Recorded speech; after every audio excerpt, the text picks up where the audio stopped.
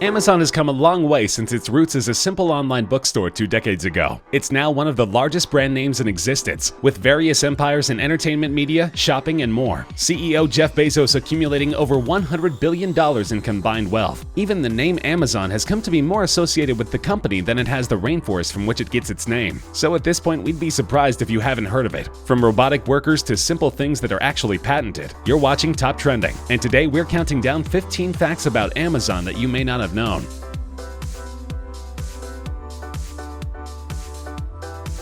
To start off our list, we have a strange way Amazon conducts their meetings. We tend to take the inclusion of a presentation document at meetings for granted. After all, you'd be hard-pushed to find a movie set in the business world that doesn't include a presentation like a keynote or PowerPoint as absolutely vital set dressing. At Amazon, however, they do things a little differently. Instead of basing a meeting around a digital presentation, each meeting begins with a reading session on a topic in question for half an hour. It sounds strange that a company would ban a tool that we'd agree are generally pretty helpful, but this move is to emphasize the importance of understanding and critical thinking of the given topic, rather than boiling meetings down to multiple pages of graphics and statistics.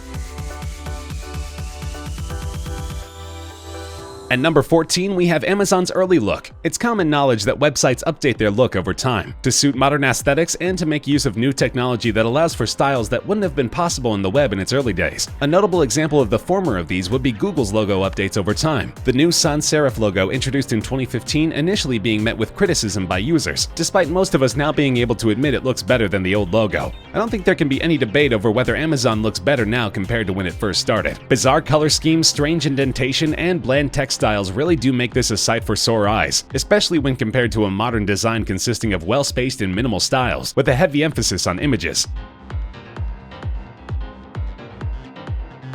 At number 13, we have Amazon's staggering employee list. No other tech giant has come close. You might think that Google has a larger number of employees, especially considering they put a lot of work into marketing the benefits of working for their company. But Google has a negligible amount of workers in comparison to Amazon, clocking in at 88,110 people in total working at the parent company, Alphabet, in 2017. Amazon, on the other hand, wants to go as big as possible. With the acquisition of Whole Foods in 2017, it's estimated that Amazon now employs over 550,000 workers.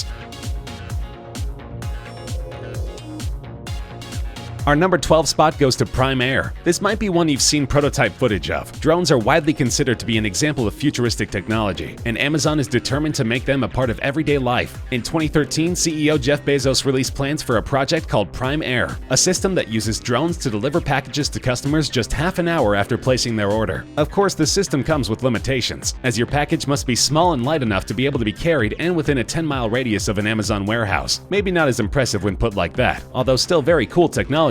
This project is still in development phase, as you may have guessed, though the first delivery was uploaded onto Amazon's YouTube channel at the end of 2016, and not much more information about the service has come our way since then. Who knows? If you live close to a warehouse, you might start seeing these flying and dropping off packages sometime in the next few years.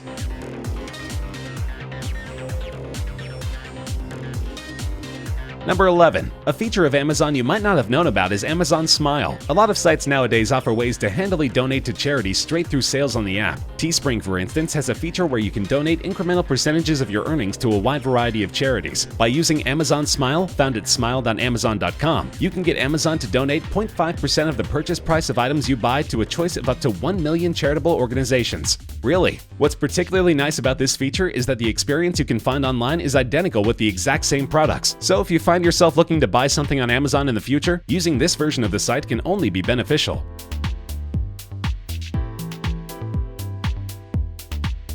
Number 10. It's difficult to imagine Amazon being called anything else with how well known the name is these days. But when the company was first getting started, it was originally called Cadabra for a brief period of time, as in abracadabra. You would think they would have ditched this because it wasn't very fitting of Amazon's book-centric brand at the time, and is more something similar to the name of a grocery store. But the reason Amazon isn't called Cadabra is because Bezos' lawyer suggested the name was too similar to cadaver, which just means a dead body. Probably not the greatest connotation to make with your brand name there.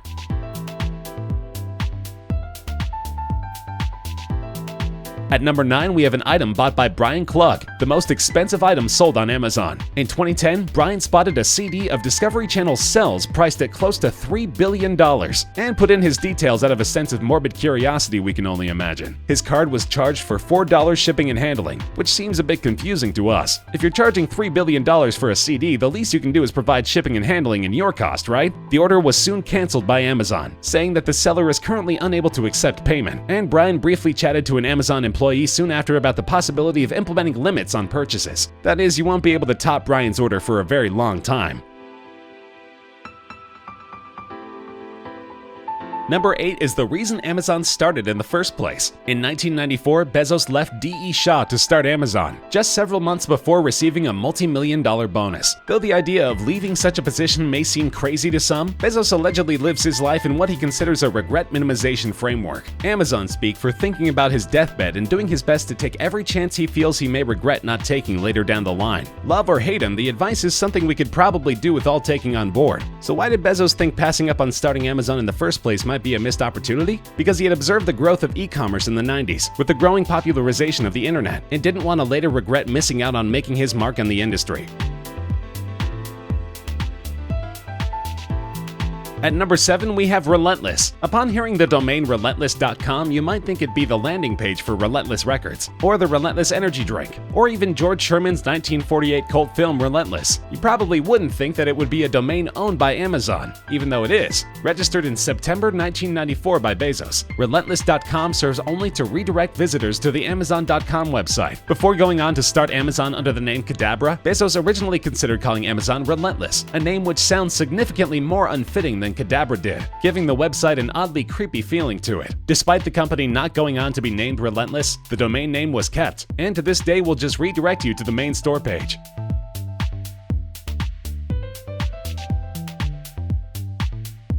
Number 6. It's hard to imagine now considering the size of the company these days, but Amazon wasn't a huge success right away. They didn't turn a profit as a company until the fourth quarter of 2001, 6 years after the original launch. Even now, the company still struggles with making a profit, opting for what's been described as a slow burn business model, fluctuating between earning and losing money over the history of its lifetime.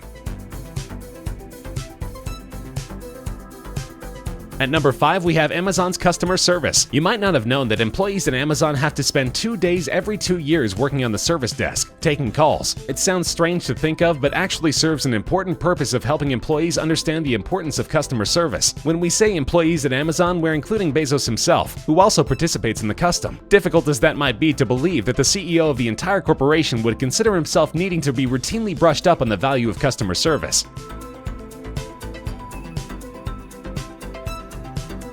At number 4, we have Amazon's patent on one-click buying. You may have noticed whenever you visit Amazon's online store, on every item page there will be an option to purchase an item in one click. There's a reason you probably associate one-click with Amazon in particular. They until very recently owned the patent to the technology. One-click buying is a convenient way of ordering something in a hurry that circumvents the need for the use of a digital shopping cart, with the chosen item being paid for through existing payment information and being delivered to a predefined home address for collection. In September of 1999, the U.S. Patent and Trademark Office issued the patent for this technology, which expired last September after years of re-examinations and lengthy debate as to whether it could even be eligible to be patented. In Europe, however, the patent was refused outright. The checkout system was licensed from Amazon to Apple over the course of the life of the patent, starting in 2000, which probably explains why you may have noticed it on Apple's website, then later on the App Store and iTunes.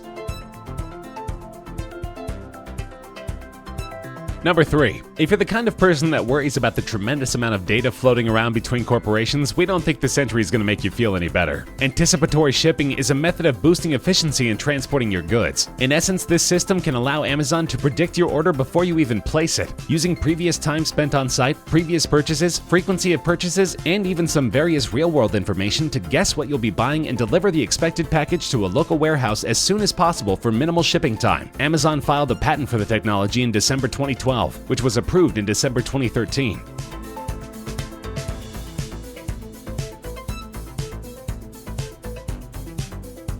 At number 2, we have the number of robots Amazon uses working in its fulfillment centers. Robots being used to replace human labor seems like something straight out of sci-fi novels, but by 2016, 45,000 robots were used by Amazon to manage and ship products faster than it's possible for a human to. Since purchasing Kiva Systems, the manufacturer of their robot workers, in 2012, Amazon has been dramatically increasing the number of robots on site every year, investing in a workforce that can typically do our jobs better than we can. Scary stuff.